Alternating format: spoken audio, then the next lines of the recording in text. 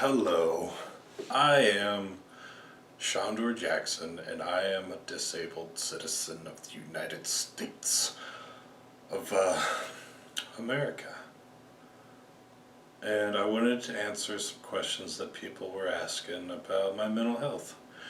Have the voices ever told you to hurt yourself? Yes. There was one case where I was told to harm myself and I followed through. I since have not done so. It was kind of scary. I didn't really enjoy it. It was very discomforting. That's why I followed through. I thought it would relieve the issue. Are there any, are there random or set off by something? The voices? Basically, they can be random. Stress will cause you to have symptoms with schizophrenia. They can relate to things, they can be obsolete, they could be just random thoughts that somehow are funny, and you laugh about it in your head and not tell anyone. I do that quite a lot. Do they talk in your voice or another? A lot of times I'll message someone who I've never met in my entire life, and I will associate someone famous, their voice, to how they talk. That's the closest to hearing it as another person. Sometimes I hear it as these strange distortions of voices, but they sound similar to mine, and those are more like,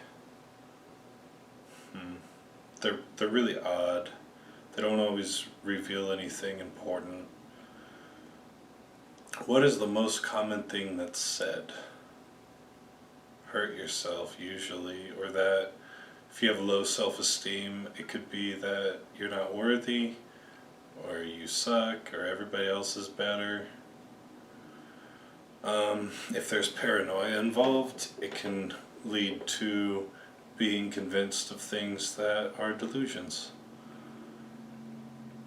Is it anything like when you talk to yourself in your head? No. It basically sounds like there's a speaker in the room and you hear it. I mean, my hallucinations are kind of 3D in nature. The sounds have a source from somewhere. Sometimes they're pretty internal. That happens from time to time. Especially if you're on meds, it can help relieve the external feeling. At least for me it did. Are you vulnerable as a person because of the illness? Sometimes there's people that will take advantage of you for the fact that you have a mental health issue, and they'll use it to their own advantage. There are plenty of laws in this country that are supposed to protect you from those people. So advocate for yourself if you ever feel that's the case, and trust in your care team. How long do you feel you've had the illness? I have seen things from time to time as a kid. Maybe it was overactive imagination. I used to fight people because I thought they said things to me and didn't, apparently. Although at the time I didn't know what gaslighting was, and so it's a chance that they were liars. I mean, that's how I felt at the beginning of my real troubles with the illness. So yeah, probably since I was a kid, from stresses in life. What is the average good and bad day like for you?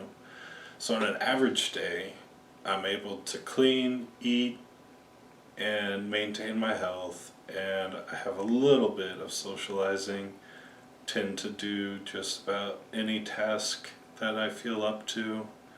But on a good day, not only do I do my hobbies, but I manage to do other tasks, socialize a lot, maybe make a new friend, market myself. Really good days happen just from getting attention from others sometimes.